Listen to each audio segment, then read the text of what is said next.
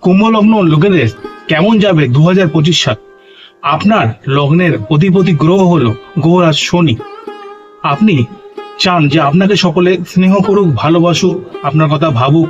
আপনি দৃঢ় প্রতিজ্ঞ, আপনি নিজের মতন স্বাধীনভাবে থাকতে চান, যার ফলে পরিবারে এবং কাছের লোকেদের মধ্যে আপনার সঙ্গে একটা দ্বন্দ্ব তৈরি হয়।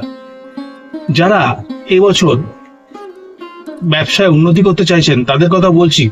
সাধারণ ব্যবসায়ী বা যারা উন্নতি করতে চাইছেন, নতুন কিছু ইনভেস্টমেন্ট করতে চাইছেন, তারা কিন্তু একটু সতর্ক থাকবেন, প্রবলেম আসতে পারে। চাকরিজীবীদের আর্থিক উন্নতি হবে।